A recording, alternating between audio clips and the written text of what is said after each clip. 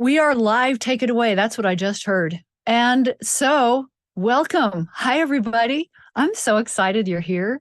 I'm excited. I'm really stoked. I don't know why I'm unaccountably super stoked about today because some of the stuff I'm going to share with you, I haven't shared in quite the way that I am today. So, um, without further ado, I found out like, I don't know, 20 seconds ago that I'm introducing myself. So that's always fun. So in case you don't know that I am Karen Hutton, I am Karen Hutton, and I'm here today to talk to you about light and life and thriving in particular. I don't know why thrive, that word in putting this together for you today, that word just led the way. So prepare to thrive, or at least hear me talk about it. So I am a photographer and an artist. I am a Fujifilm professional ex-photographer, and I love being that. And let's see, what else can I tell you about myself? I'm known as a landscape and travel photographer. I'm known to myself as a photographer. So I photograph lots of things besides landscape and travel. I tell stories. Those are really important to me. I also lead what I call the artist voice photography retreats, both online now and places in the world, where we explore finding your artistic voice. Because one of the things about photography that I find so fascinating is how much who we are, what we want to say, all of our stuff really comes through our images, whether we mean for it to or not. And there are ways of harnessing that more, which is what we're going to talk about today. So I'll share my websites and things like that, but I think probably in the course of signing up, you know where to find me. And I don't really feel like talking about myself anymore, so I'm done with that. So I'm going to go ahead and share my screen and once again say thank you for being here. So here we go. In case you don't know, this is my name right here, Karen Hutton. Today, the nature of light and awe, how to thrive as a photographer. Now, one of the things I'm known for is not exactly talking about things the way everybody else does. And I'm not saying because I'm so precious and so amazing that I do that. It's just, that's who I am. And that's all I got. That's all I got to show up with is all of that. Let's see. Do I want to use this arrow? I think I'm just going to use my Scrolly McScrollster and I'll move this thing down out of the way. So here's the thing. Today, this topic, I am part super excited and part terrified because I really bit off a big piece here because it's a layer cake. And I'm going to try and share it with you in a way that you start to appreciate as if you don't already, because a lot of you I know in the audience, and I know you know this stuff, but heck, you might hear it a different way. But it's a big story, this idea of thriving and the nature of light and all this amazing stuff. It's all about redefining convention for yourself. Okay, so even being asked, all right, talk about being a woman photographer. We'll talk about that later. Probably talk about it in one of the questions that someone has already had about that. But redefining convention, meaning you choose your own markers. When we start talking about, okay, you can talk about how to photograph, you can talk about how to run a business, you can talk about what's the best lens, what's the this, what's the that. Okay, how do you run a business? How do you, whatever, fill in the blank, right? When we talk about thriving, we're talking about something more than that. It's elevated. It's even more than success. We'll talk about success and defining that. This is about choosing your own markers, deciding for yourself, not from me. I can only tell my story, which I will do, but deciding for yourself once and for all what ignites the thrive in you. So I'm hoping today to give you some ideas about that through my own stories, through what I know about sharing this information and teaching others to do it. And hopefully you walk out of here with some new ideas that you'll be able to walk out and use some of them right away. But I'm betting that down the line in the near and distant future, you'll have some ahas just based on how the information filters in, rolls over the buds of your mind. All right, let's have an agreement about what thrive is and could be. I'm just using the dictionary. And then I use the thesaurus. So, thrive is to prosper, be fortunate, or to be successful. Okay, that's kind of like the low-hanging fruit, kind of a baseline. Above that, even though it's number 2, is to grow, to develop vigorously, to flourish. Okay, now we're kind of cooking.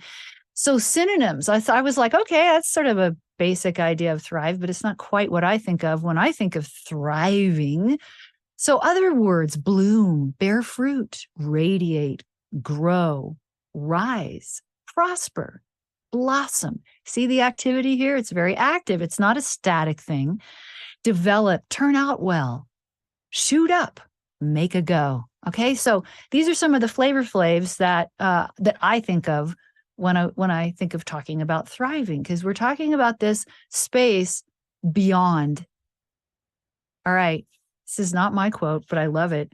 It is an insane venture to live, to thrive, to create, to know, be known, to care, to love, to be loved in these times of all times, against all odds and the darkest forces. There is pretty much nothing in the world that wants you to thrive except the Creator. But you see, that's who you are. It's where you came from. You have this light within you. It is not necessarily the most popular, because everything you do, there's going to be conventions. There's going to be rules. There's going to be, you can do this, you can't do that, that are going to say, stay small, stay small. You being big and thriving, that's scary to me. So you be small, so I'm not uncomfortable. Well, smell that. Okay. The human mind, you notice how I just brushed off that thing? Because that don't get me on that soapbox. Oh my God, we'll be here all day. The human mind hears in pictures, not in words. Which is an interesting concept, isn't it? Which is why I'm going to use pictures a lot, because I'm going to use a lot of words too. But hopefully I'm going to choose words that elicit pictures, because that's really how the mind hears. It takes my words, fills it all in with the right, the saying, oh, I get the picture. I see what you're saying. That didn't come from nowhere. So be aware that that's what I'm aiming for today, is for you to start getting get a different picture about this very topic that you may think you know, hands down. Heck, I think I know it sometimes. And then the next day I wake up and I'm like, wow, I didn't know nothing. So let's talk about, what does thrive mean for you? So thrive. Okay, let's just take that one concept. I made this little chart because there are different parts of our lives. We're talking about photography, yes, but we're also talking about thrive and the nature of light and awe and what all this means. It's a layer cake, because it's not just one thing. When you start talking about this realm of thriving and this realm of photography and using light, and I've seen some of your questions and they're all fantastic, by the way. I can't wait to tackle them at the end, which I will do at the end. And you talk about thriving. Well, we all have different, we're one big being, right? But we have different parts of our lives, different compartments of our lives. And you may be thriving more in one area than another. So you're going to have different standards and different ideas about what that means for you. So we're not going to spend a ton of time on each one of these. I want you to think of today as in our minds, in our imaginary minds, we are attending, I don't know, a 4 or 5 day symposium, 3-day symposium, whatever. And this is the keynote. This is setting the tone for the rest. In each of the other modules of this imaginary symposium, there could be a financial module, a purpose module, a creativity module, and everything in between. There could be that. I would still lead that symposium with this conversation that we're having today. But so I want to point this out, that in considering everything I'm going to show you today, consider that there could be trickle down. There is trickle down. There should be connection in each area of your life, and it'll look a little different depending on the lens that you're looking through. Okay, let's just take business. So today could be kind of a heady experience. So I want to try and, as much as possible, bring it into practical terms so that it isn't like, oh, that's such a cool idea, but how do I do it? So let's take a specific idea. Let's take your business. Some of you are professionals. Some of you want to be a professional. Some of you are hobbyists. Some of you just want to take better pictures.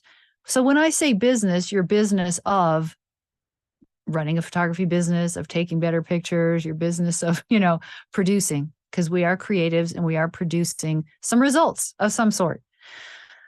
When we apply what we're talking to today, we're really talking about a brand. We're talking about you and your voice in your work. And it becomes a brand the further down the continuum you go from this point. And there's a real specific reason why. And there's a specific, and I don't want to jump to the end. There's a lot of specificity in all of this. So as artists, you are your brand. As a photographer, your voice is what we're going to respond to in your images, regardless of genre.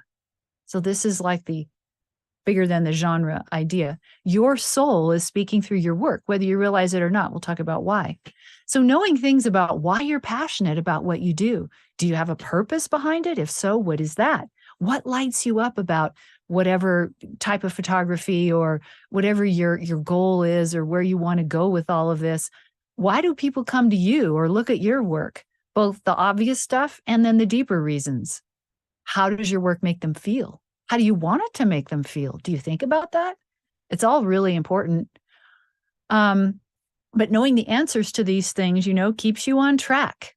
It establishes a bar for thrive. Because thrive is not just sort of some general sort of happens by accident kind of thing. It's something you have to want. And it's something you have to have an idea about what that is. Otherwise, how are you going to know? How are you going to know if you don't know what the there is? How are you going to know if you're there? See what I mean? Kind of bends your brain. So you don't get lost in the weeds. There's nothing worse than getting lost in the weeds and then the years and the months tick by and you're like, dang, I wasted a lot of time. So what we're talking about here is really a brand soul essence. And no one talks about that better than a woman named Kat Karoy. So if your interest is, talking about your brand and how to build your business in a way that satisfies this soul essence part, if this is what you resonate with, this thriving beyond success, more than success, it includes success, but it's more than, go check out Kat Karoy, katkaroy.com. She's fabulous. One of the things I like to do is bring other resources. I don't know everything. I don't even want to know everything, but I like to know who's good at stuff so I can say, go look at her stuff. So go look at Kat Karoy. If this notion of doing business in this way and having a soul brand essence and understanding, or brand soul essence, and understanding how to implement that interests you, I haven't met anyone who does that better than Kat. So just a little plug for her. All right. So how does this apply? All right. So here we are. Just thought I'd pop this thought out there. It's a little change, of course. So I'm going to go back one step here and say, all right, in answer to why you're passionate about it, what the purpose is, all this deep woo-woo. People call me woo-woo. Great photographer. She's a little woo-woo. And I'm like, yeah, what's your point? Anyway, it's why do you think I can take good pictures? Because I do this. Anyway, so why you're passionate about it, and kind of, how would I say this? I would say not everybody's going to have a story like what I'm about to tell you, but you're going to have a thing that resonates with you, that makes you go, oh, that is why I do this. I would do this. If I could do nothing else, I would do this. You're all going to have what that is. So what I'm about to do is tell you a bit about my story, because this is one of the kernels. This is one of the seeds by which I judge my results. Does it align with this thing that I'm about to tell you, which I'm hoping, if I do this right, I'll tell you the story and then show you sort of how it, what the spread into the rest of everything else looks like. So here we go. I had visions as a child. So what I mean by that is I had visions. I used to have, God would talk to me. Okay. I mean, I knew who God was. I knew who the angels were. And I knew I had brethren, that weren't in bodies, and all this stuff was real normal to me. I mean, I'm not It isn't woo-woo. It was totally practical because I talked to them all the time. So I had a lot of visions, and they were, mostly they were kind of everyday stuff. Some of it was really out there. But when I was 8 or 9, just want to set the stage. I was like 8 or 9 years old, had not learned filters. I was just like, oh, I thought everybody had these visions and talked to God and all these things happened. Found out later that was so not true, especially in my time growing up. But I had these visions, and I had this one in particular, which I knew was a biggie. I didn't know what it meant. So I kind of spent my whole life trying to figure it out. And this is how it went. I was standing on a stage.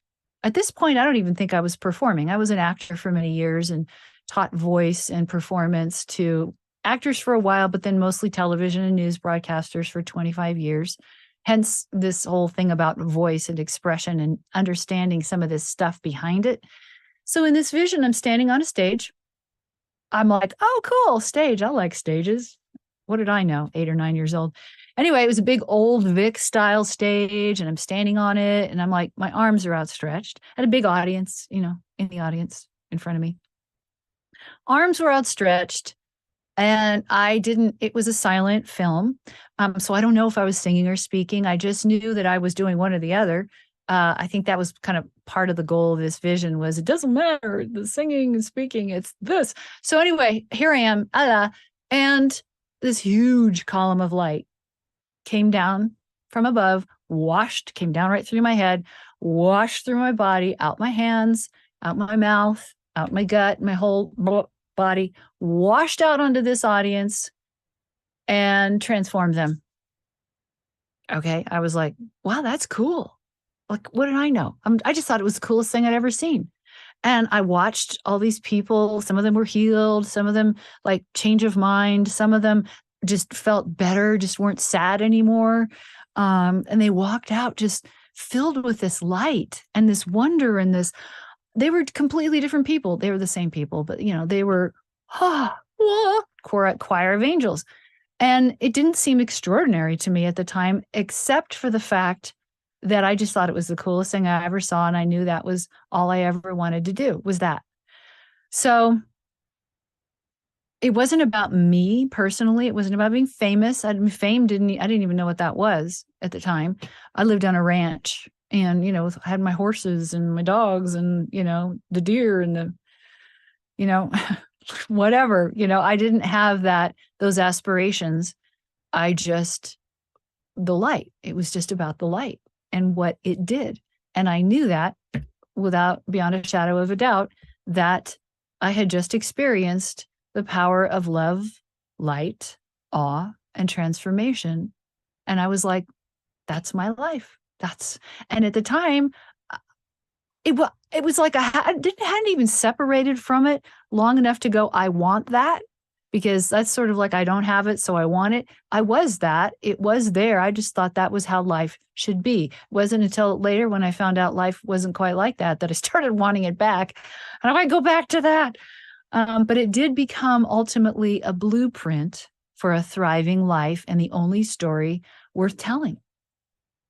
So it was a challenge, which is how I became an actor. I thought, well, maybe the answer of melding this vision with a life is in acting. Maybe it's in voice. So I sang and I taught voice. Maybe it's in movement, because there was a lot of movement, and I trained horses and I taught riding and I figure skated and I danced and I performed, and I learned ultimately the ultimate toolkit, which was pretty awesome. And I'm going to share some of that with you today.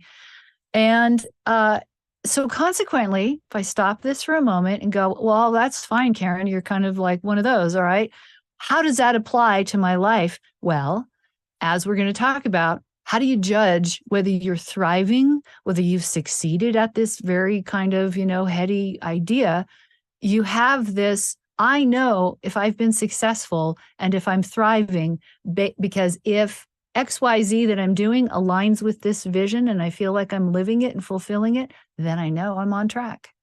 So having something doesn't have to be as wacky as that. Sometimes I think I was given super exaggerated experiences in life so that I could speak from authority and speak with some experience about, what something is about. And I think this is one of those times. I hope that just made sense. Okay, so as I said, I experienced the power of love, light, awe, and transformation. So let's talk about love. It's super simple, but it's a good one to tackle first because for a couple of reasons. I mean, it just starts with what do you love? People want to know, how do I put this into practice? Well, start with what do you love? What do you love to do? Well, we love to photograph. We love our cameras. We love our subjects. We love all kinds of things. But starting with that is a really good place to start. I might point out, even though my love is the answer to pretty much everything. Can I just say that? All right. So what do you love? Here's the thing. People think love is a hallmarky moment, a whole little hall marketing. Love is quite a bit more than that. I think sometimes there are forces in the world that trivialize love because it's so powerful, because it really can blow everything sky high except that which is light, love, and awe and transformation. Love is the force that creates worlds. It is the power above all. And here's the thing, that art, your photographs, your whatever creation that you're doing, created from love, with love, infused with love, illuminates everything. And you see, I have this philosophy that I think it's more than a philosophy. I think we as artists, I sometimes wonder if we're the last, vantage point of light because we're less censored. Now, of course, AI has infiltrated, but never mind. Well, that's another day of the symposium.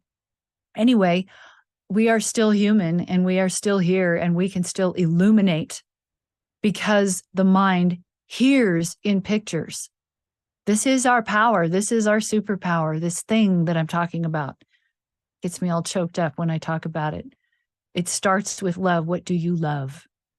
And if that is your standard by which you move, you will not go wrong. So, what do you love?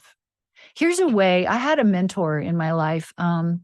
He was a kind of a therapist. He was a therapist at one point, but he was a spiritual counselor. But he was the type of person that I needed help with at one point. I needed some help in my life at one point. He was the right person for the job because he had a strong spiritual side as well as unbelievable psychological training. So we were talking about photography, and this was like, I don't know, maybe it was 15 years ago. I don't know. And I had not yet really decided I was going to be a professional photographer, was moving that direction, had a lot of doubt about myself. He said, all right, he goes, this is how he knew me well enough. He goes, this is how you operate. You're very call and response. So like I do better. I don't do so well just sitting there dreaming stuff up out of nothing. I answer questions. I get somebody, maybe some words, somebody says some things that triggers an idea, and then I move and I answer. It's like, it has to be a question or a thought that I know needs an answer to, and then I can respond. I don't just sit and think of stuff. Like that's how my brain works. He said, what do you love to see? What do you want to see? What do you need to see? He goes, you follow that and you'll always be on target. He wasn't even a photographer, but you know what? He was right.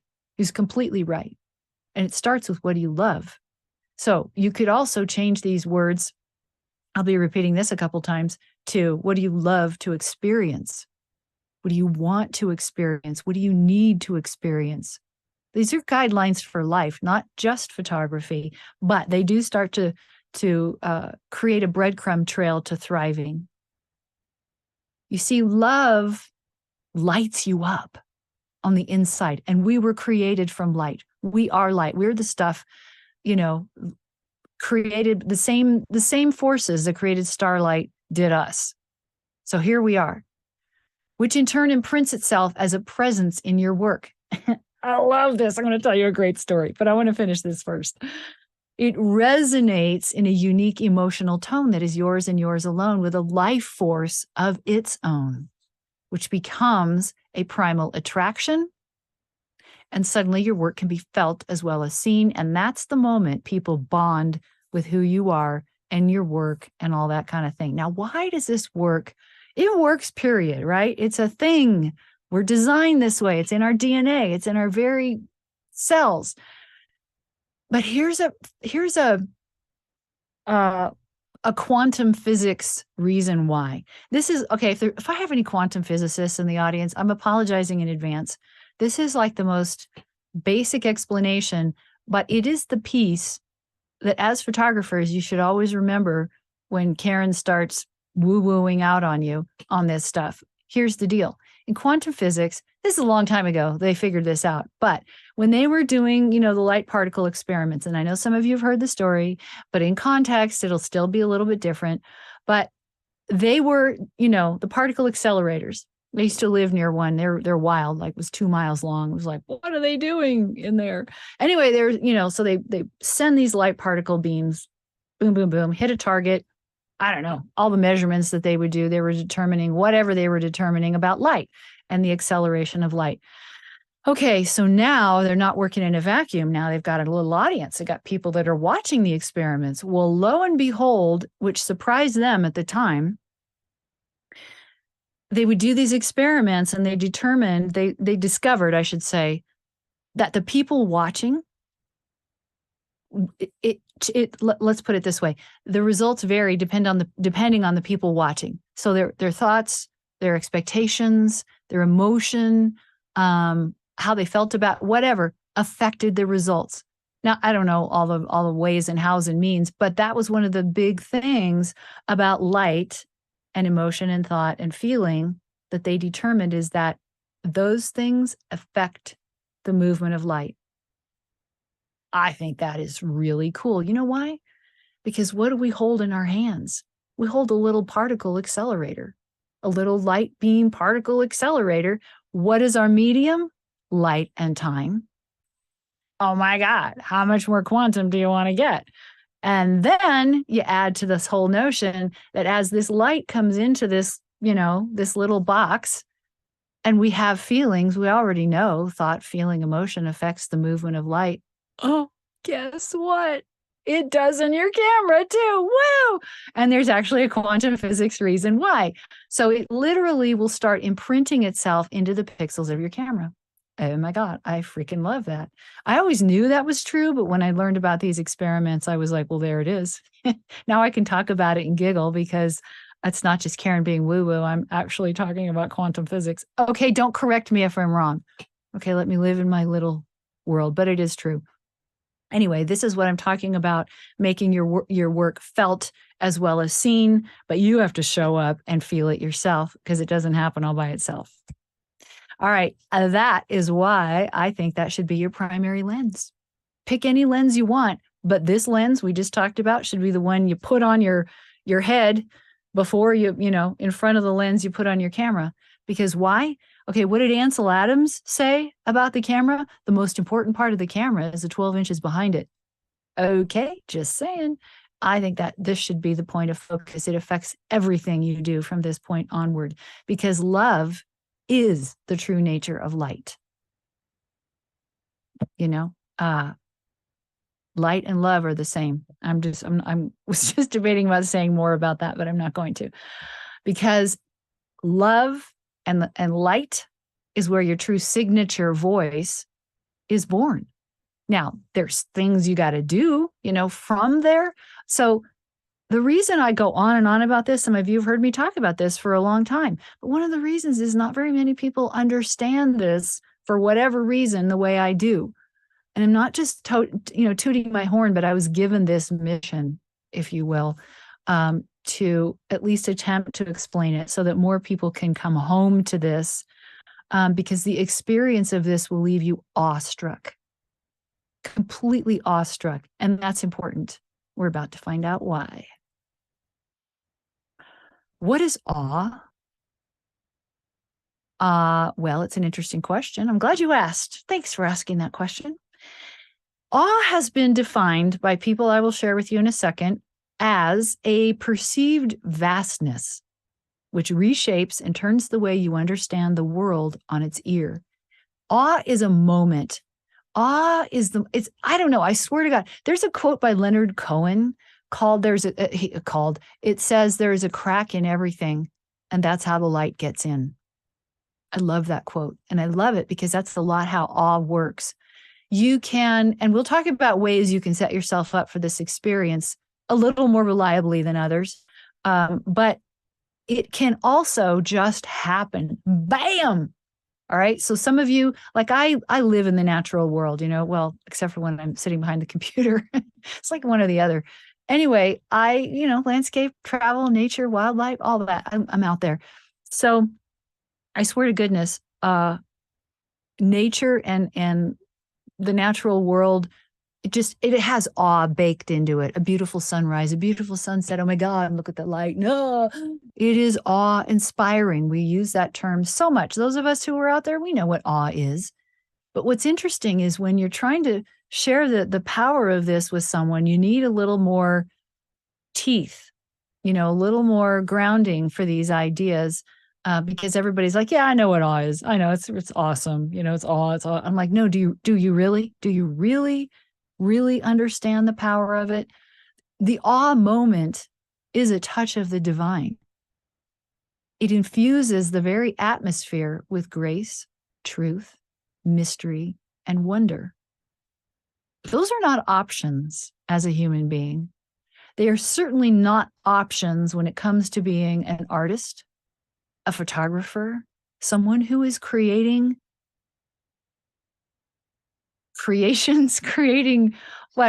images for people to see, to bond with, to feel. We have a responsibility, in my opinion, to elevate, to uplift, to bring something to the party because we can, because we work with light and time, and we work with awe, which is a touch of the divine. So here's the thing. It's a touch of the divine, and it seems sort of out there, but it's in you. It's how you were hardwired to live. Not always constantly in awe, because nobody can do that all the time, but to be informed by it, to invite it, to acknowledge it as a real thing. You know who acknowledged it as a real thing? Dacher Keltner.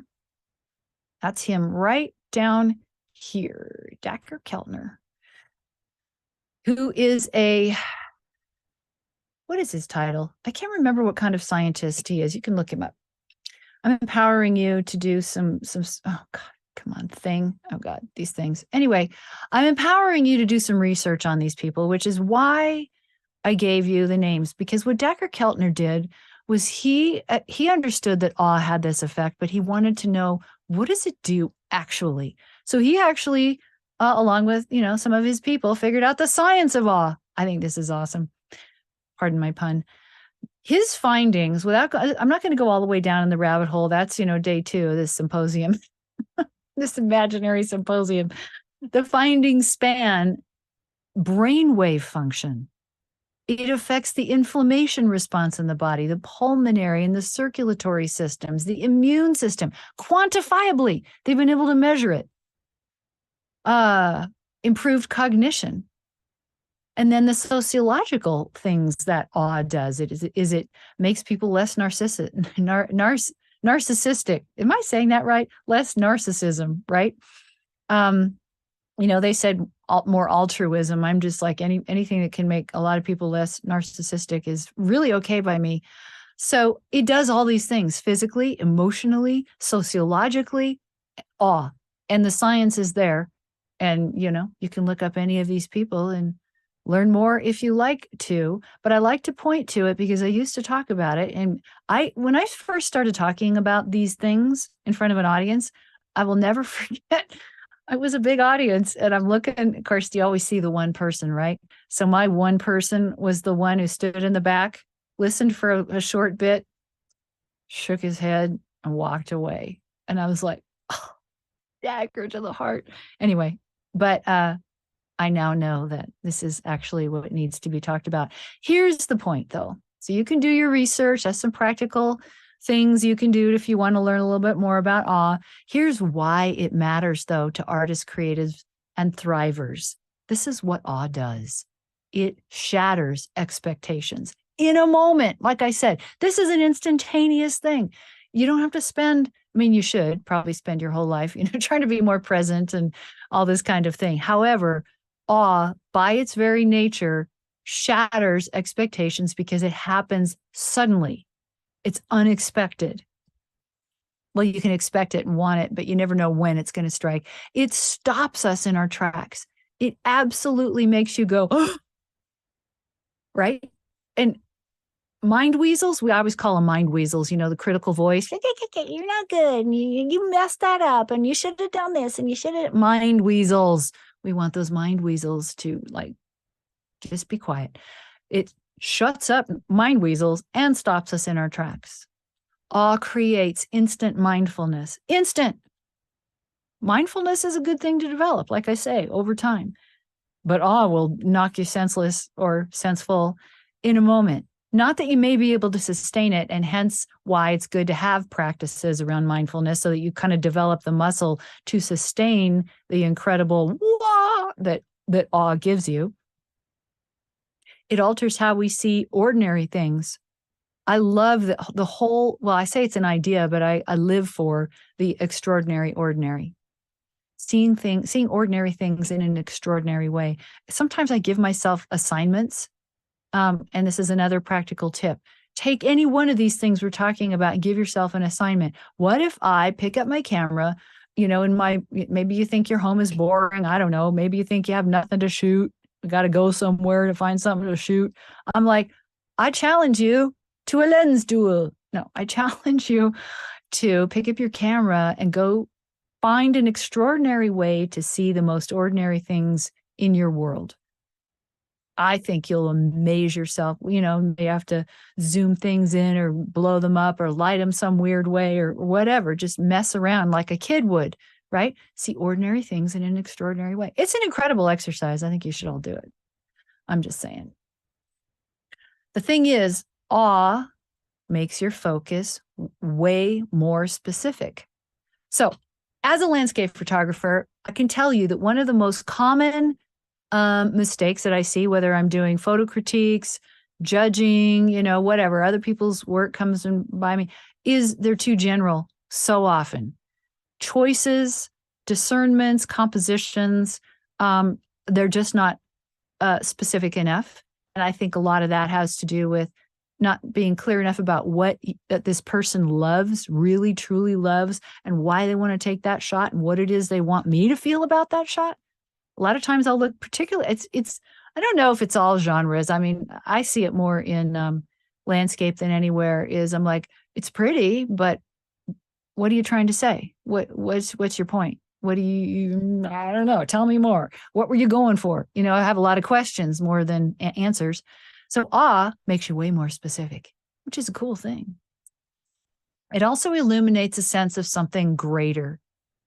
And you see, this is where new ideas come from. This is where real inspiration and enlightenment and imprinting your soul's voice into the pixels of your camera. This is the moment that happens. Whether it's in awe or whether, awe. I mean, I was in awe when I took this photo, that light and those shadows. And I was just like, oh my God, I could just wear this forever. Just illuminates a sense of something greater. I didn't make it, it is bigger than me.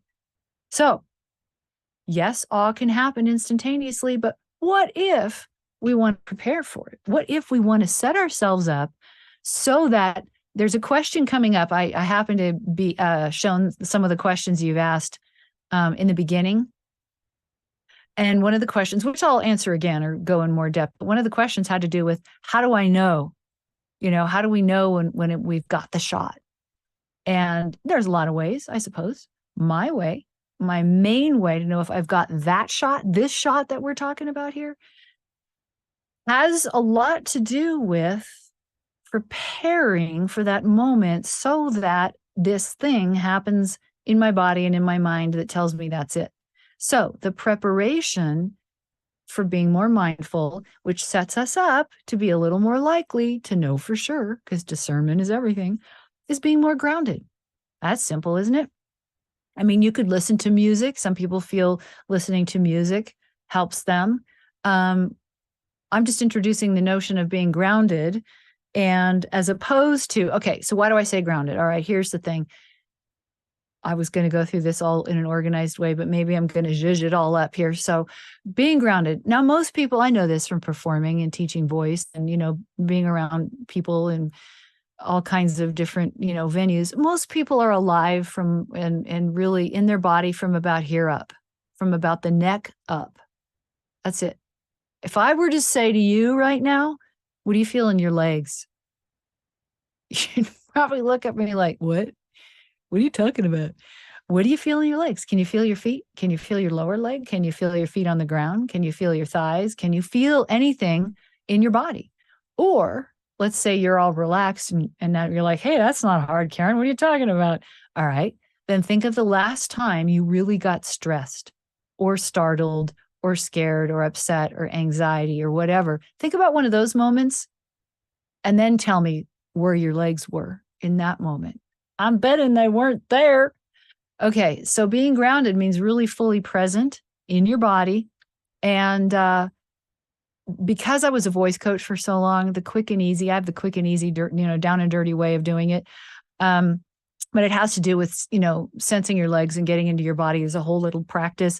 So when I teach my artist voice retreats, we go through the whole practice and I have a recording, which I give them, which they can, run through the whole body awareness, slowing down the breath, grounding and focusing so that you're at least in your body, present and accounted for whatever comes next. So there's a very practical part of this. I'm not saying you have to go through my training to do it. I'm just saying it's so important. And I know this as a result of being a performer, in competition, in acting, performance, it's like go. And you have to be completely present, all your resources working, all of your intent there, all of your physical, mental, and emotional faculties and your voice and everything else has to be boom because you've got this one moment. Well, guess what? Photography is a lot like that. Think about the last time you chased a sunset and wanted to get the shot, and here goes the sunset. Well, unless you're in New Zealand, in which case they last like an hour and a half. But in my neck of the woods, they're fast. You got a half an hour maybe to get a real, plethora of different images. And if you're kind of new and still struggling with, what do I do? And settings and filters, and it's a lot. It's a lot to manage. So being more grounded, being more focused really helps. Slowing the mind down so that you can slow time down because our medium is light and time, right? So we work in a space, we can, as human beings, work in a space of no time, no space, where slow breath down, you slow time down for yourself. It isn't like all happening so fast. So you deal with your breathing, you slow it. Here's a simple way to slow your breath down. What do I mean by slow your breath down? I mean something as simple as this. You just take a normal breath in and you exhale most of it, say 2/3, 3/4, leave it out for a couple seconds. It's not a timed event, just a couple seconds, And then you take another breath. Rinse and repeat. Do that. Take another breath. If you have to take a big breath or yawn, or yawning's good, by the way, because it makes you breathe really deeply.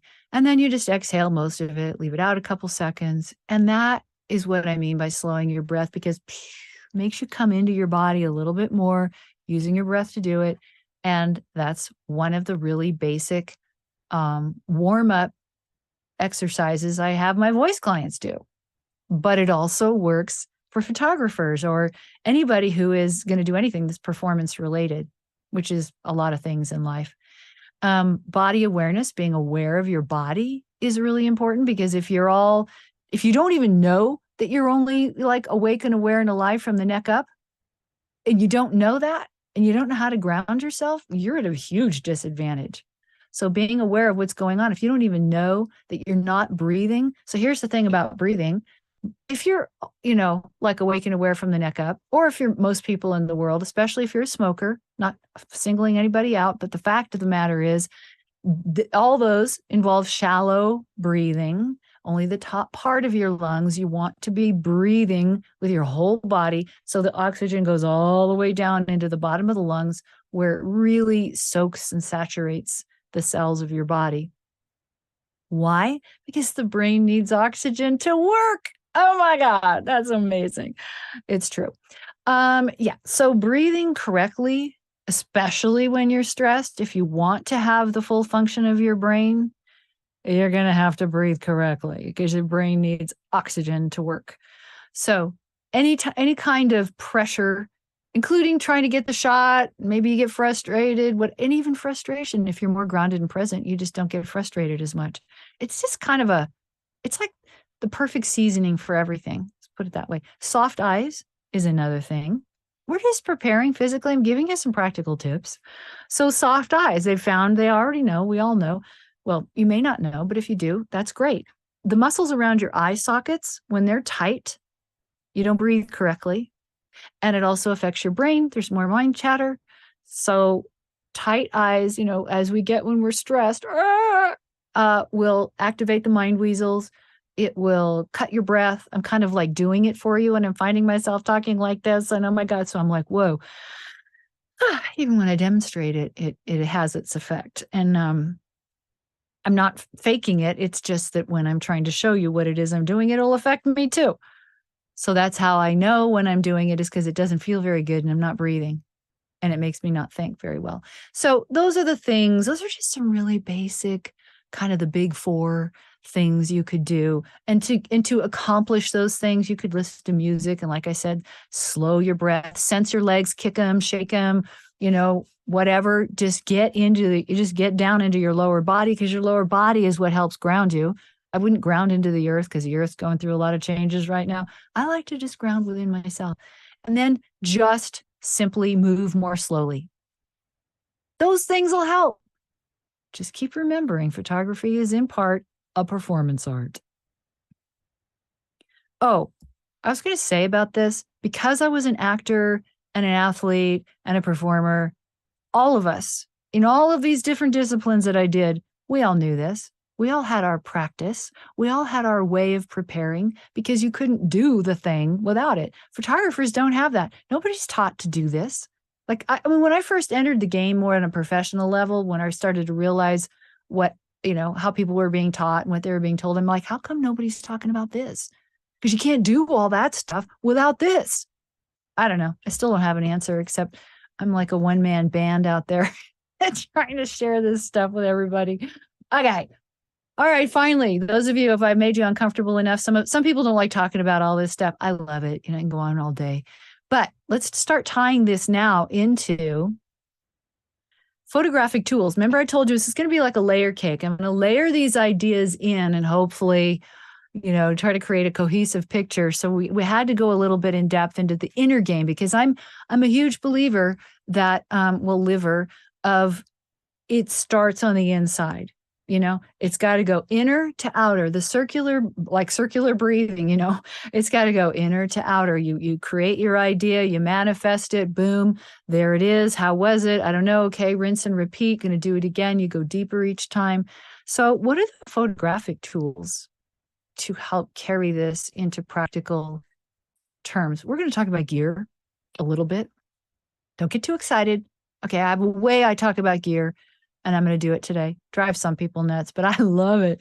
Okay, the thing is, gear is great. Gear is good. I love my gear. Oh my gosh, my gear. My gear is an enabler of my soul.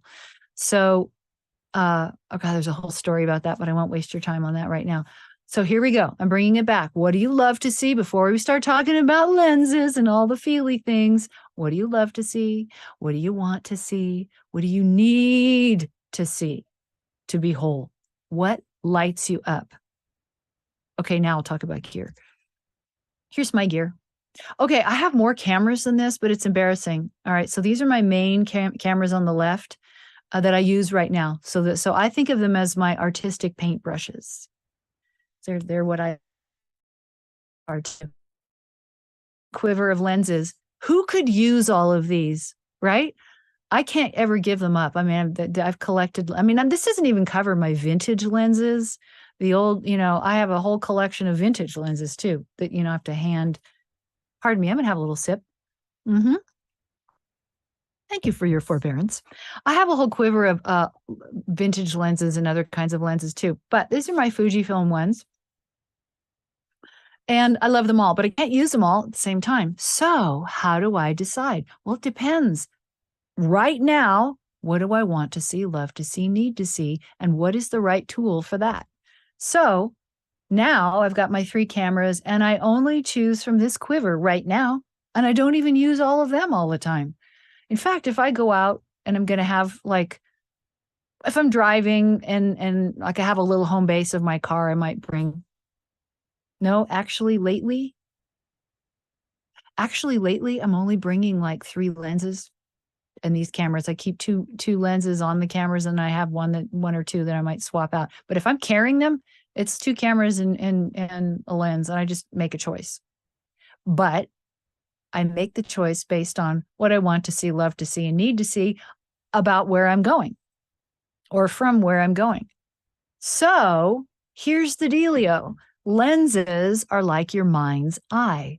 They're not going to do their job unless they're hooked up to your mind in a way. So how do you like to see?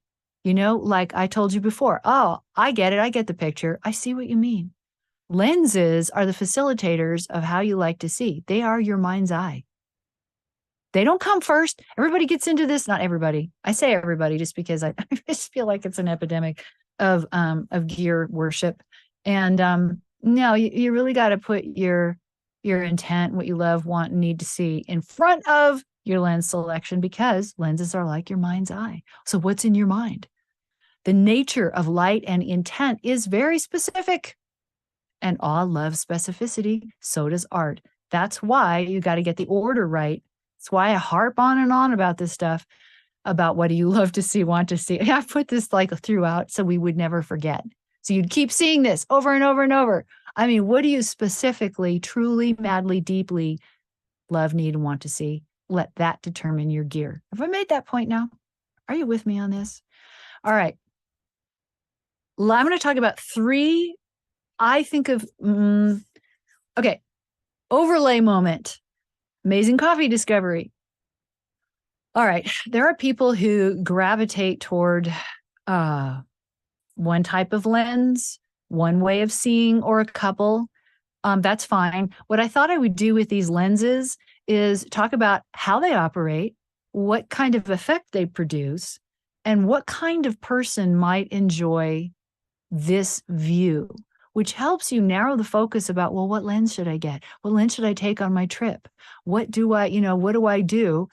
Because the convention says, the normal way of thinking says there's a right choice. Not really. There's a choice for sure, but it is right. And even if there is a right choice, right according to who? It's always got to be because of you. So here we go. When it comes to macro and telephoto, I'm kind of lumping them together just to keep the conversation simple. Obvi, you have less in the frame because you're, bringing things in. It focuses the attention. So if you're going to focus the attention with a macro lens or a telephoto lens, you better know what you're focusing the attention on. So making strong choices. These are the kinds of lenses that facilitate strong choices, require strong choices, make strong choices look awesome. So telephoto in particular, pardon me, creates compression. So it makes this, I'm not going to get too technical, but compression is it just makes what's kind of like far away like this seem closer, and it creates this interesting effect. I sometimes like to do, let's see, this image right here, I believe took with a macro, but sometimes I can't always tell because I do I always call it faux macro with telephoto lenses just on a really low aperture because I like the compression. I like how it picks out. And sometimes if I'm up close with a macro, it just shows too much. And sometimes I just really want to compress it and blur out that background. So that's something to experiment with. If you have a telephoto and a macro lens, compare, see how they see, and try some different things using both. If you don't have a macro lens, don't feel bad about using your telephoto as a faux macro, because half the time I do that anyway. So I'm just enabling you and empowering you to use your tools in strange and unusual ways because, you're a creative being. You can do that. The details you get in macro and telephoto are, that's one of the hallmarks of that type of lens. If you like to see that way, I'll talk more about that in a second. Depth of field. They lend themselves to the interesting depth of field, the neat bokeh, that bokeh meaning blur, but it means that beautiful sort of, you got your subject and then it kind of fades out in a blur and it's really beautiful and it's very, okay. So like I was a dancer. So if I put a moment to the bokeh, the focus in the bokeh, it's that. Okay. So now you have a visual for that. And macro and telephoto are very opinionated. I like to think of them as opinionated because they're so singular that if you don't have an opinion or allow them to have an opinion, your picture just isn't going to have the punch that it should. But it's probably going to have more punch anyway because these kinds of lenses are pretty opinionated. The images will feel. Okay, this is important. Here's another layer. All right, that's what they do. That's great. But why would I use one or the other? Well, it depends. What do you want? What do you want that your images to feel like? What do you want us to feel when you take these images? So these images will natively feel more intimate, dreamier, a little more delicate. They're up close and personal in a kind of like I can see your nose hairs kind of way. They're very chosen in an equally specific sort of way. And so if you're that kind of person, this may be a lens choice for you. I'm that kind of person, so I'll never be without a telephoto or a macro. I just can't even breathe without them because I'm someone, obviously, who likes to really examine things and likes to really know what. Checking my time here. Okay, I like to know why. I'm a huge why person. So I want to see the patterns in the leaf. I want to go upstream far. I don't want to go all the way upstream. Like I don't want to get like at a microscopic level, but I like going upstream of what things look like normally. I like to see what's just beyond that without getting too much into gear because I'm not a gear person. I don't like messing with a lot of gear. So I have these lines and these divisions of what I will and won't do to acquire the feel that I'm after. So also, here's another layer I'm going to add to this is we're going to tell a story. With all of these, with this lens that is less in frame, focuses attention, it feels intimate, dreamy, delicate, and all this kind of thing, we also want to start telling a story because that's really important. So that's an overlay. And what is the story of your life? So keep bringing these to the surface of makes your images better, makes your business better, your career better, your life choices better by deciding who you are, what you want to see, how you want to feel, and what kind of story you want to tell at the end of the day and at the end of your life. So another aspect of storytelling is relationship, still with a macro lens. I'm starting to put the gear down here. I didn't want to do it earlier because I'm not trying to split your attention too much. But now it's important because these are the lenses I used and I wanted to show a relationship. And this is a tree that, maple tree in the fall with those little seed pods. But so what? Until they're in relationship and all of a sudden they have some meaning. So I'm saying this is an easy, practical thing you could do with a macro or a telephoto lens. If you're not sure what to do, go out and look for relationships. Take like 10 photos or 20 photos only of relationships with your macro or telephoto lens. It's amazing. It's really fun. You start honing your vision that way. It's an exercise. Stories have main characters. This is mine. It's a little portrait of my patio lizard that comes in the summertime. And we were having a little eye-to-eye contact. I'm not super fond of lizards. So therefore I set, now here's a preference, is you get to choose your preferences. I'm not super fond of lizards. I don't want to get that close. So I'm using my GF 120, which is a macro lens, which allows me to get back a little bit. I don't want to be in a 1-to-1 macro with a lizard. I'm sorry, it's just not me. So this lens allowed me to get to get the up close and personal, actually see his eye, but also create enough bokeh that I didn't have to see his little claws, that I could just, have this image that was my main character and this is like, I know this guy. I go, oh, hi, it's you. There he is. So main character, main subject, point of the image. Every good story has that one thing. And that one thing could be in relationship to another one thing, but one thing. Every good story has defined space, happens in a defined space. So this helps, keeping this in mind helps keep you from being too general. So you could do an exercise where you go out and go, what does she mean by defined space? And go out and start looking through your macro or telephoto and start looking at defined spaces. Start putting your subject in a framework that is their world. So I chose this world of these little ladybugs I just wanted it to be suspended in time and in space. So I chose I knew I was going to do this to the background, which some of which I did in post, but to make it darker, I mean. And then, but I shot it against the darkest background I could, arrange myself to when I took the image. Now, point of view and perspective is huge. Think about it. Point of view is, okay, what is fine art? Fine art is the artist's point of view. It's the artist's story. It's the artist saying what they think and what they're willing to stand by and what they really see and believe. It's very personal. It's very specific. That's kind of like a definition of fine art. Well, that idea makes any image better. So you don't always have to shoot a perspective, let's say, of just straightforward of, I'm pulling my camera up and I'm standing here taking a picture. You can get down on the ground. You can look up. A lot of you know these things, but you can also put one thing in relationship to another. You can create defined space in an interesting way. This little, I couldn't see this little spider. It's so small. I can't see it with my eyes. It lives in my flowers, but my lens could see it. And his little defined space were these petals. So there's a defined space. This defined space was a merry-go-round.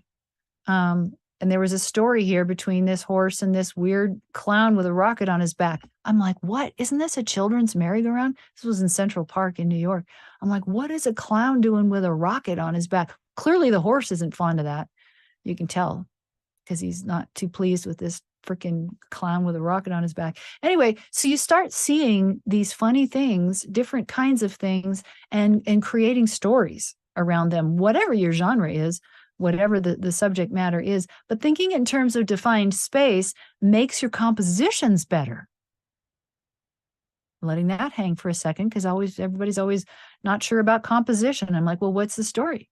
Where's the story? Who's the main character? What space are they in? What's the defined space? Where does it go?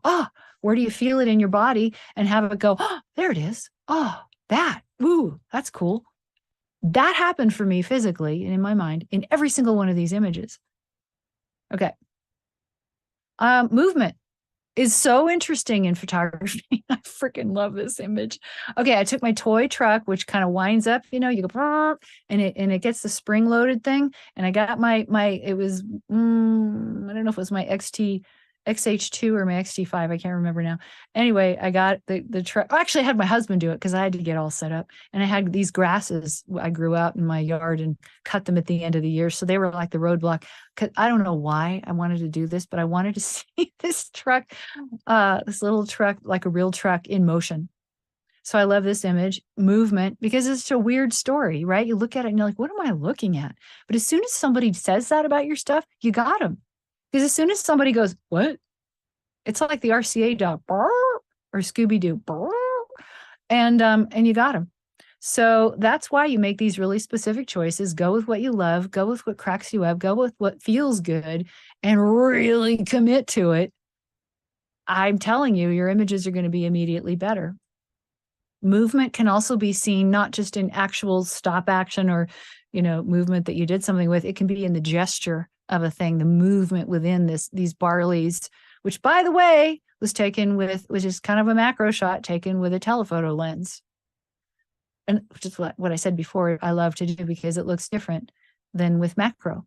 Macro explains everything, and the telephoto goes, I think this is what I'm supposed to be doing, and interesting things happen. Okay, so mid-range. I'm going to move a little quicker now. Mid-range is simply like you stepped back. It's more like the width that your eyes see. A mid-range lens does this. but I'm sorry. Wow. I just made my own mistake. Mid-range view, because you can do a mid-range view with a number of different lenses. And I'm trying to answer the question of what lens should I get?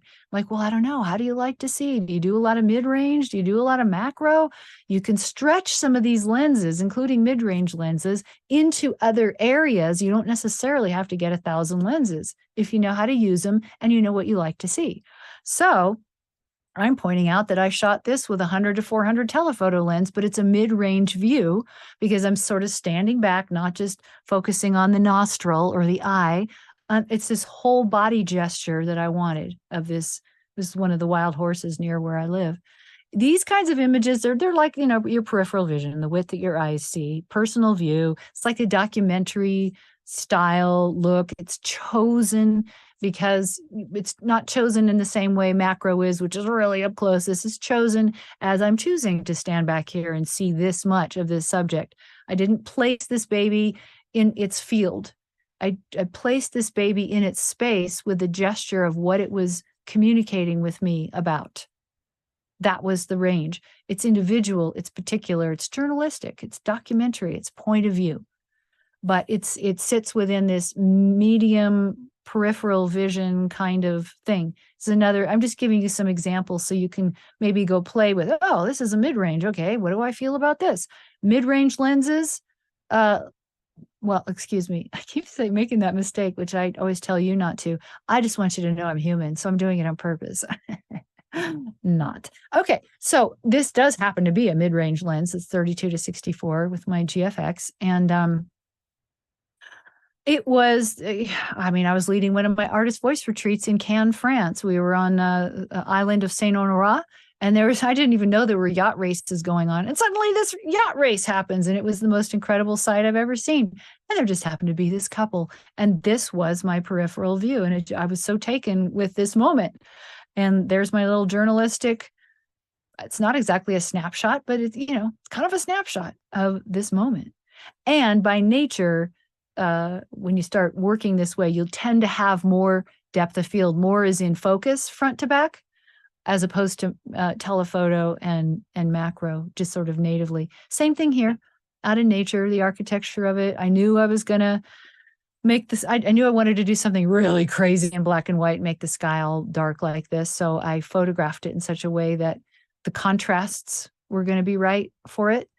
And this is sort of a telephoto lens. It's an older lens. I love it. Those of you who have older lenses, love them, use them, stretch them, make them work for you.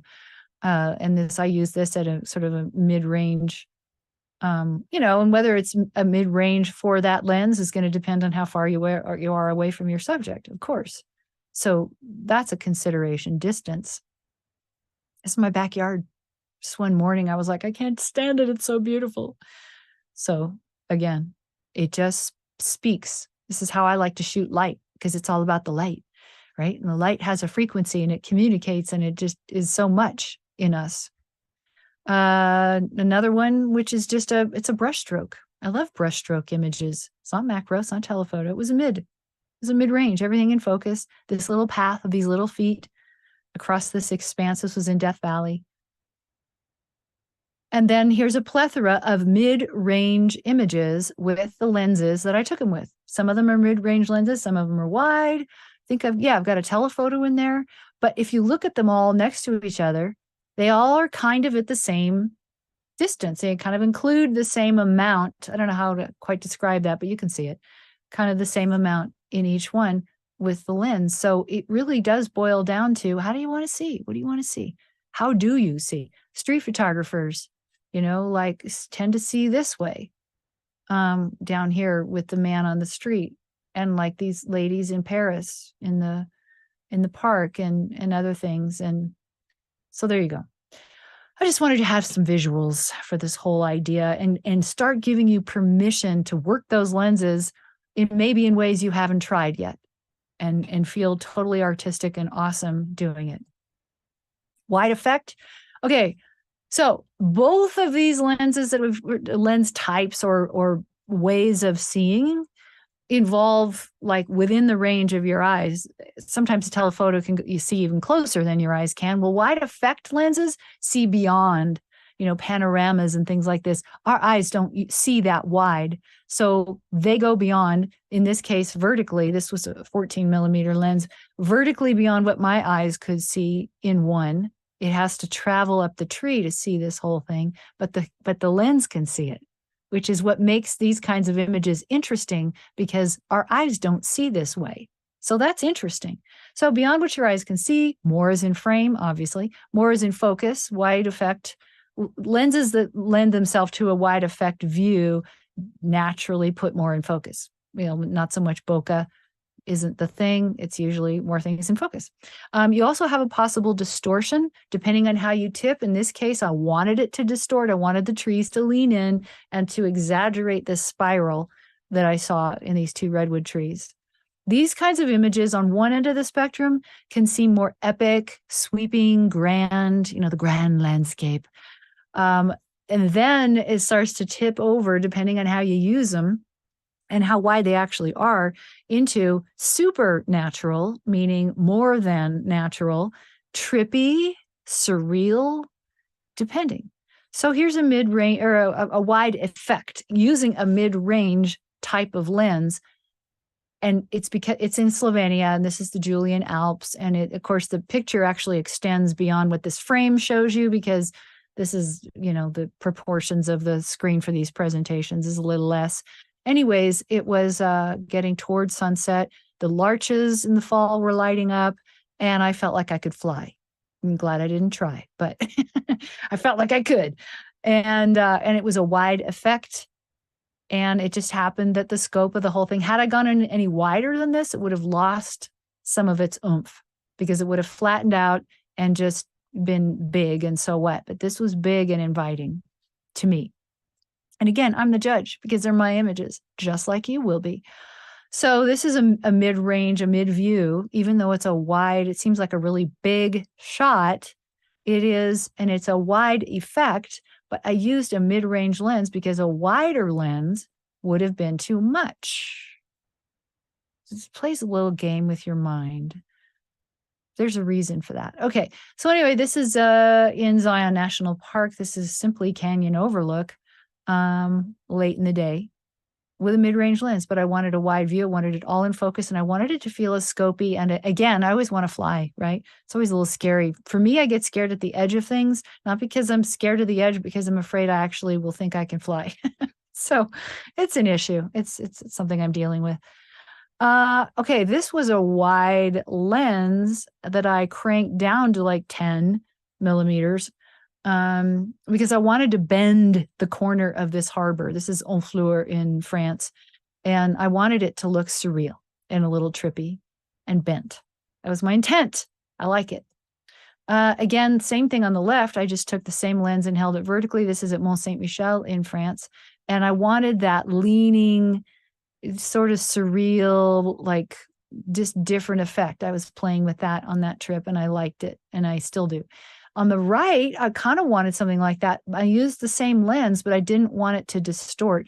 So I brought it into just where everything looked a little stretchy, but without distorting, at the Louvre in Paris. So just giving you some ideas about views and lenses and so on and so forth. Now, the question is, I think I've answered it. Does the wide view always mean wide angle? No, this is a wide view, but I used a 250 prime to take it because it was a big enough area. So in choosing lenses for where you're going, how far away you're going to be, how, do you like the bigger view? Do you like the option of doing like the markets, in a faraway place as well as the big thing? That's going to determine how you choose your lenses for where you go. Here's another example of using telephoto to create a big epic sweeping, because this big epic sweeping in real life was so big that it didn't look like anything with a medium. Because at first I had my GFX and I used my 32 to 64 and it just looked flat. And so I put on the 100 to 200 and all of a sudden it stood up and accounted for itself. So interesting. And I used a 120 macro for this at Zion National Park in a helicopter, which did exactly what I wanted it to do. Brought epic up close, which is seems really weird. because it's still really big and epic, but it brought it in so that you could be in it as opposed to looking at it out there somewhere. I like that thing. I like everything being sort of tactile. Okay, let's take a breath. Slow yourself down. Feel your legs. Slow your breath down. We have just spoken. I'm going to take a sip. You feel your legs for a minute. I'm going to little sip of. Actually, this is lemon, aloe, and ginger water. I advise it. It's very good for you. Anyway, so let's take a breath. We have just finished talking about 4 things. With all the stuff we talked about, we just finished talking about love, light, awe, and story. It's a pretty simple cake recipe, don't you think? I think if we bake that, we're going to have something lovely and golden and brown and delicious. These are the things we're really talking about, and we're putting it in the context of thriving. Because how do you know if you're thriving? You can kind of sometimes gauge success, but how do you know if you're actually thriving? I use these things, you now know why, as my gauge. Am I experiencing these things? Are they alive for me? Am I fulfilling my vision and what I feel is my mission, in life? You are the author of the big, beautiful book of your life. No one else, you. You are this on the right, okay? You're this flower, this multifaceted, multi-shadowed, multi-beautiful flower. This is your book. And this flower contains the Fibonacci spiral. What is the Fibonacci spiral? And this is another day of the symposium, but I will say, here's the thing. And this thing I'm going to say is in your DNA as well. So the Fibonacci boils down to a number, 1.62 something. It goes to infinity. Mathematicians, okay, so before we talked about quantum scientists, I'm not one of those. I just like what they found. Mathematicians, I like what they found. And believe me, I ain't no mathematician. Okay, have determined that this one number that the Fibonacci spiral boils down to mathematically, they call it the God number, because it is, they feel, the number of creation. It seems to be what's at the ultimate number when they do their math wizardry. Fibonacci, golden mean, golden ratio, all that boils down to this one number. It seems to be the number mathematically that all of creation boils down to. Which to me, there's a whole thing about how we see patterns and how we gravitate as humans toward patterns. It's also in our DNA as well, literally the spiral of our DNA. And it's part of the fascination I have with macro too, looking at that and what effect that has on the brain and the nervous system and everything else. That's tomorrow at 10 o'clock in the symposium, my imaginary symposium. On the last page of this big, beautiful story that is you, what story of this book that you wrote, what story will you have told? That's another way to gauge thriving. Think about how we get so focused. Oh, what lens do I pick? And what do I do? And what about this? And what about that? Well, how about you drop all that into the context for a second? You can come back to the specifics, take it out into the context of the end of the day. Does this matter? What was my story? What difference did I make? Was this in line with that? Was this the best book I could have written? Just a question. Just to ponder over time. So, is it crazy to dream? No, I don't think so. I think it's inspired to dream. I think that is our soul nudging us. It doesn't happen by itself, though, dreaming and manifesting those dreams. You have to lean in. You have to show up. You got to suit up and get dirty. Set your feet on the path, right? Movement, however small it is, just move. Because you can't make new choices if you're not moving. If you're static, that's it. You got to move. Life is in motion. You can't move it anywhere. You can't make it go some other direction if you're not moving in some way. So any action, however small, toward your dream, toward your thrive, toward the nature of light and awe, do it. It might take planning, envisioning, working for years, putting away distractions. How about that? Sure as heck means dealing with mind weasels. great and small, and saying no to the naysayers. So many people, you kidding? People make fun of me. Okay. I'm just saying, maybe not as much now, but believe me, people laugh in my face sometimes talking about this stuff. I don't really care. I really don't care anymore. I used to, but I don't anymore. I just, whatever, they'll figure it out. You just say no to all the naysayers, even the ones in your head. And I got to say, especially the ones in your head.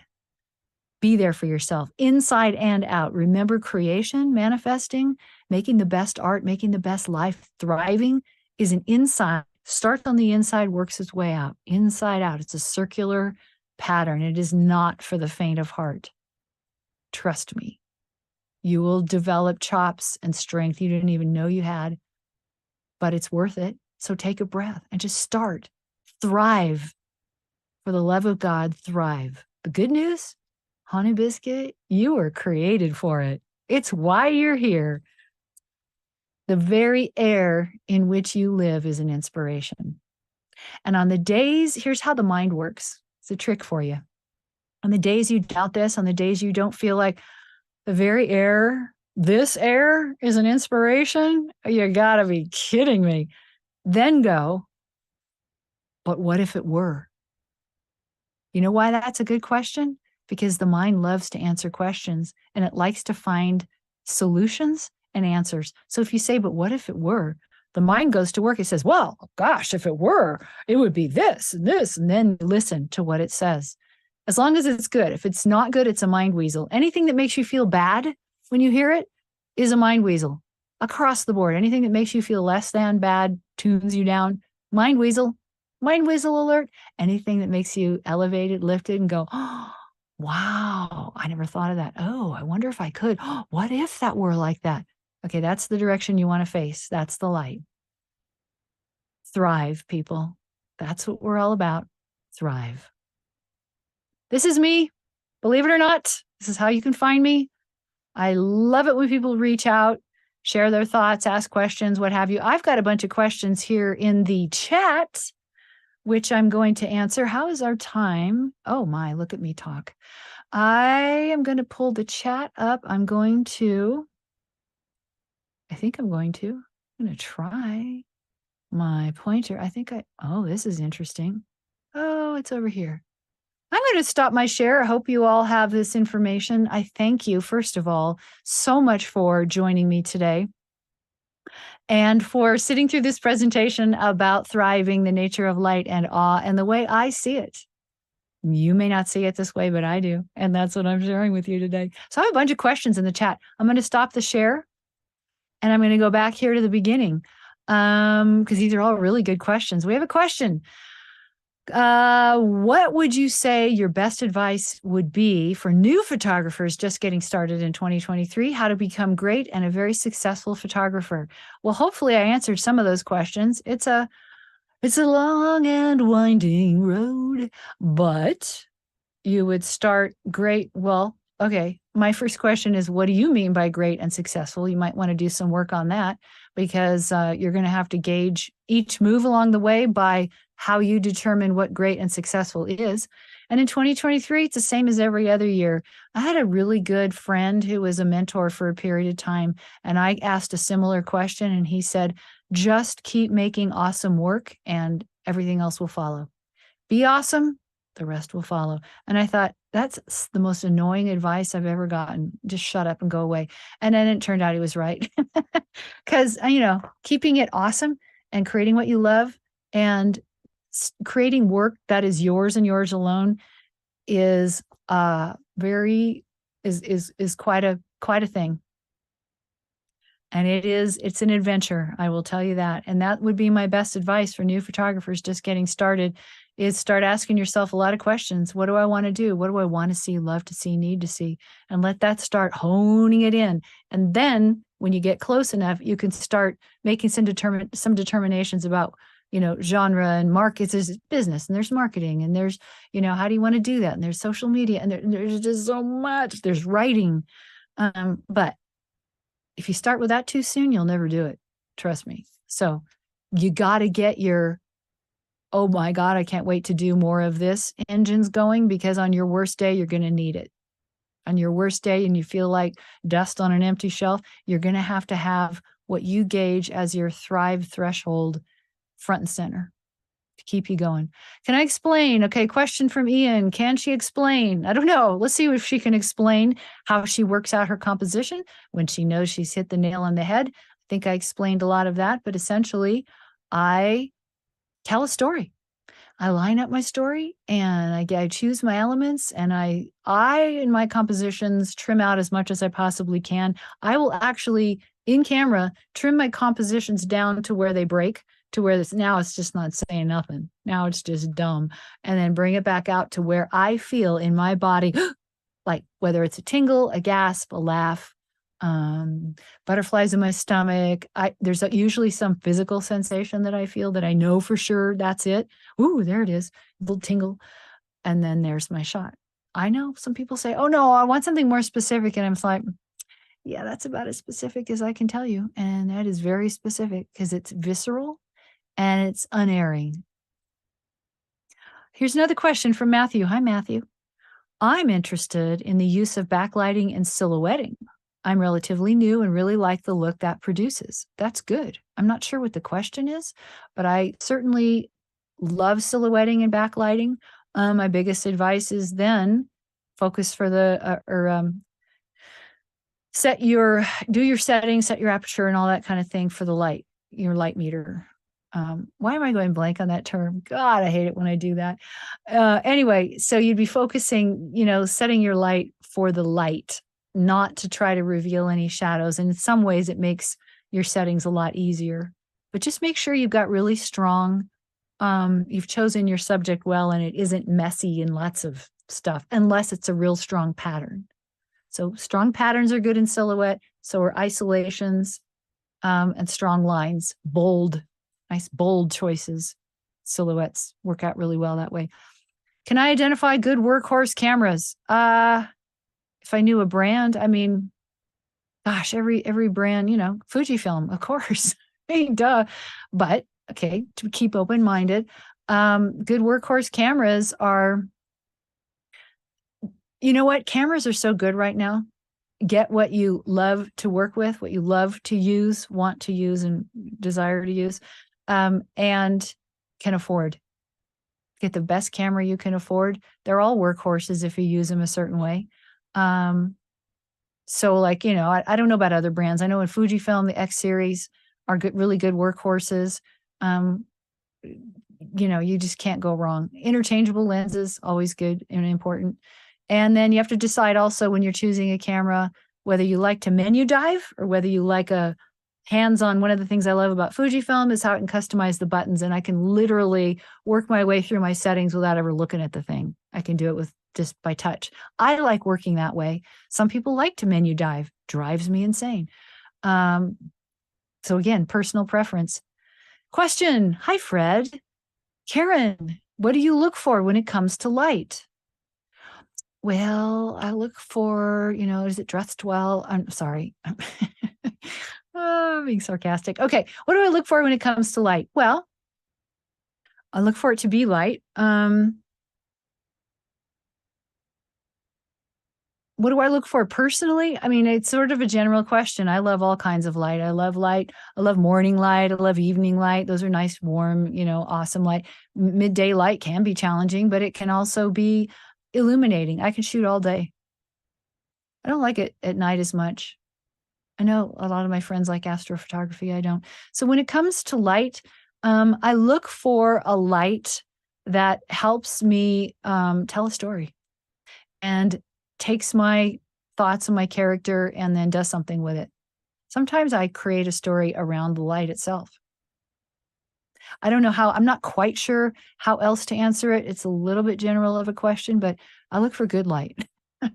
Oh God, now I'm being sarcastic. I'm sorry. It's a good question, Fred. It just needs to be a little more specific for me to answer it properly, I think.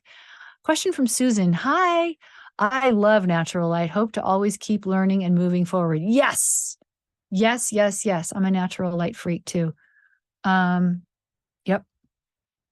Question. I'm just agreeing with you. Question for Homer. from Homer, I think. How do you use your histogram to determine exposure? Well, mostly I don't, except if I'm in a tricky situation where I'm like, do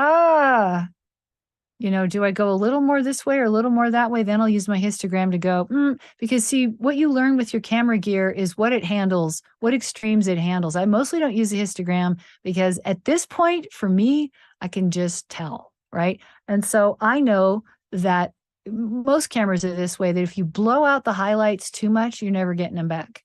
But depending on the camera system, the darker parts can be recoverable. If you you can always do either HDR or multiple exposures for the different light levels. That's always an option. I don't use my histogram except for that. But if I'm worried, okay, I've made a decision. Am I clipping? I don't think I am, but what does the camera think I'm doing? If it's real close to one end or the other, then I'll use the histogram just to make sure I'm not clipping. And there is a setting that I can, it'll tell me you're clipping, but it's annoying because I feel like it's yelling at me. So I can there is a setting that I can hold and it lights up if I'm clipping and I'm like, oh my God, I want to slap you. But it is very useful if you're not sure. I just know what the limits are and where to go. And that's what also determines what settings I enable and don't enable as well. I hope that answers your question. Question from Karen. What do you think was the toughest obstacle as a woman in a male-dominated profession? I'm glad you asked because I don't think about it. Because why do I say that? Okay, the moments when I do think about it or it's brought to my attention, it is when, like, I had a situation, this is many years ago.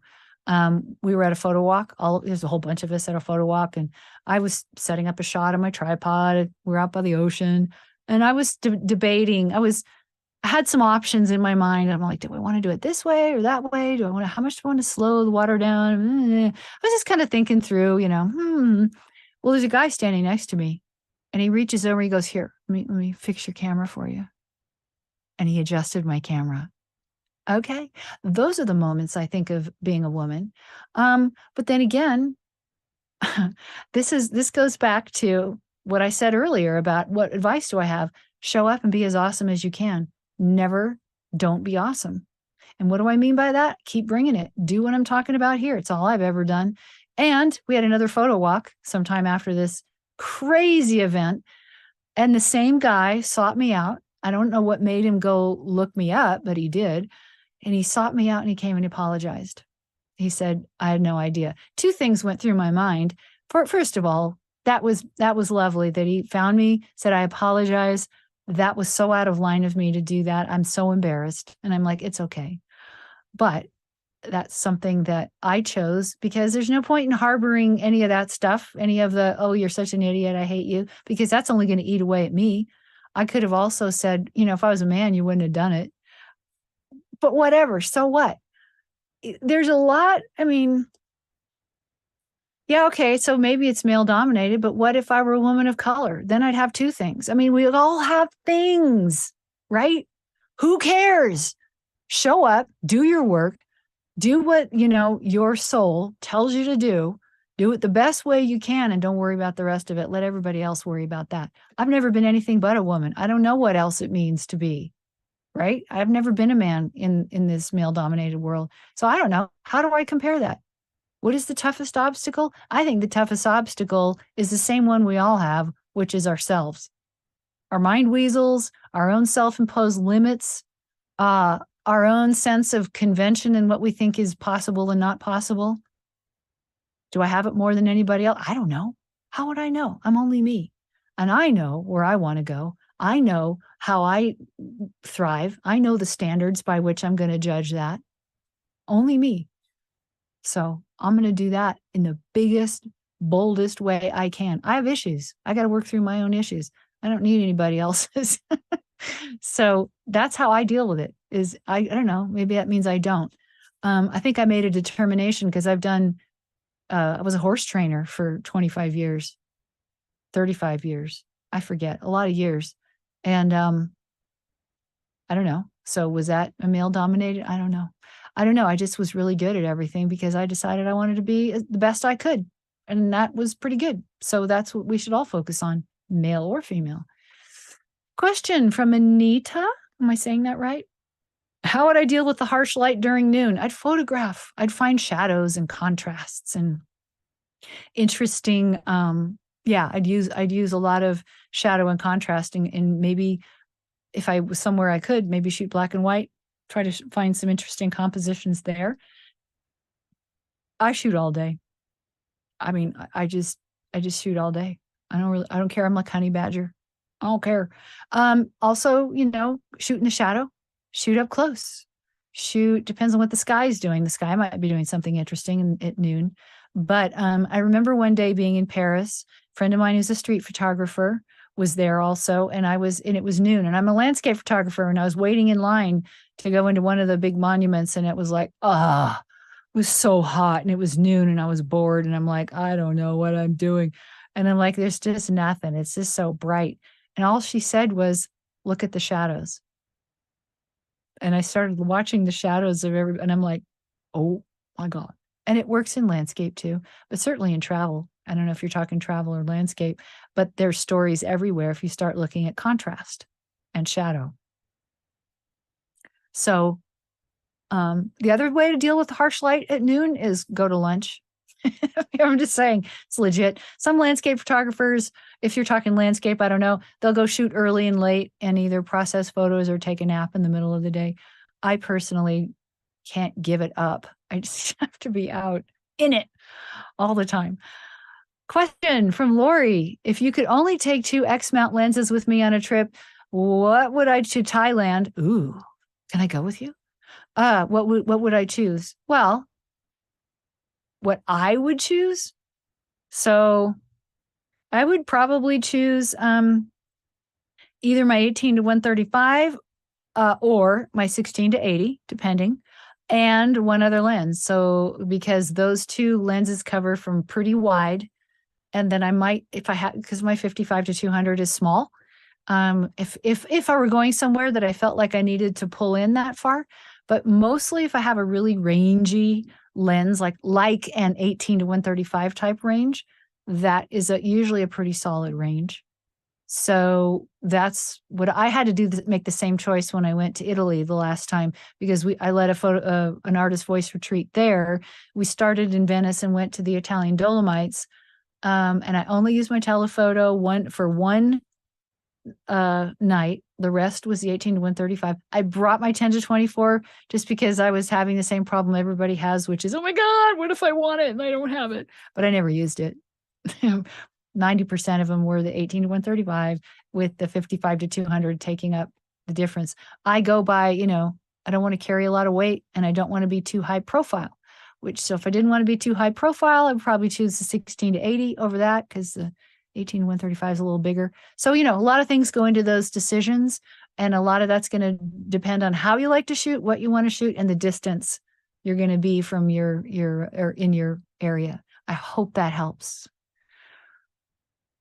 It's weird. This part's weird without any feedback as to whether that answers questions or not. How to adjust your settings if your subject is backlit, but you don't want a silhouette, depending on how bad it is. So first of all, depending on your camera, it may be getting more of the details. Shoot RAW if you're really worried about it, because RAW is going to have more of the data in it than the JPEG will. So shoot both. Depending on your camera and depending on how much how well you know it and how much you can pull out of the shadow and pull out of the highlights. If it's not too exaggerated, then I don't mind the front, say it's in the front that's dark. I don't mind that being a little dark as long as I get what I want in the bright part, because I know I can pull that out of the dark. If it's just too much and I'm not sure, then maybe I do 2 exposures, one for the dark part, one for the light part, and then blend them. Hopefully I covered that one. Keep saying hopefully, but I do hope. I really hope. Question from Errol. How to price and be successful? What should I look for in restructuring? I have to confess, I don't understand the question. So I'm going to pass on that one, Errol. I'm sorry, but I don't quite understand the question. So from Tim, do you absolutely avoid midday photography? Heck no. Nope. I tell stories. I go find stories. In fact, well, I mean, if I'm tired and I don't want to shoot in the midday, then I don't. But if I want to be out there, then I go. Then it's challenging. Maybe depends on where I am. Sometimes it's not more challenging. I mean, sometimes it is. And if it is, and I still feel like photographing, then I go, okay, what stories can I tell about this? And I might get more up close. I might shoot in such a way that I can minimize how much bright is infecting my lens, and I might shoot in the shade, or control the ends of the spectrum a little bit, so that in other words, like if I have a really strong horizon here and it's really bright and this is more dark, I might eliminate the sky so that I can just focus on the area that seemed dark but now isn't, because I'm only focusing on it, and find stories, tell stories, challenge myself, make it an exercise. If nothing else, I constantly make up drills and exercises for myself to get better. Do I still do workshops in the Tahoe area? I haven't restarted them yet. Been making lots of changes in my life and business, and I'm hoping that we'll be able to do that in the future. But thank you for asking that. Karen, you're my mental twin. Lisa, thank you. My mental twin. Yes, it's good to have validation. Question from Richard. Would you say again the problems you see with other people's images? What do you look for when you function as a judge? Oh, wow, that's deep. That we probably don't even have enough time for that, but just very briefly, the problem I often see in landscape photographers is the choices are too general. I look at them and I'm not really sure what the person was going for. Like, what is this? I can see it's a picture of trees, but what is it about the trees? What are you trying to say about them? What struck you? What story are you telling? Where's relationship? Where's something I can get a hold of and go, I see you in this image. I see what you're after. So that's one of the problems I see. And as far as what I look for when I function as a judge, that totally depends on the goal of whether it's an event or a competition or a portfolio type of situation. Because as a judge, I'm going to look for different things based on the scenario itself. So it isn't people always think, judging is one thing. It's not. It's based upon what the purpose of the event is and what you're trying to provide to the photographer or to the event. So I'm not sure how to answer that without knowing those things. Comment from Stacy. This is a mind opener, starting with exercising my brain and feeling it differently and then seeing it differently. Yes, I know, right? It's incredible. It changes everything. It seems so simple. Some people are going to go, oh, I know all that. And even still, I like reboot it like my snowblower. Got to start it up every day. I don't leave it running. I got to start it up every day. I have to do this, reboot it every day. And every day it's different. The storytelling part is perfect, tying it all together. Yes. Yes, it gives it context. Thank you, Karen. Thank you, Stacy. I really appreciate that. Whoops. Oh my gosh. Don't you hate it when your mouse like suddenly goes skating off into the sunset by itself? Okay. Comment from Brian regarding best camera. I always say go to the camera store, put your hand on each camera, and you will know what feels best in your hands. Thank you, Brian. I'm going to let you handle all of those questions from now on because that's perfect. That is true. And that is the last of our comments and questions. I thank you for being such a smart group and asking me such great questions. Gosh, I hope you get out there and thrive, live long and prosper. And I hope I get to see some of your images one day. Thank you all so much.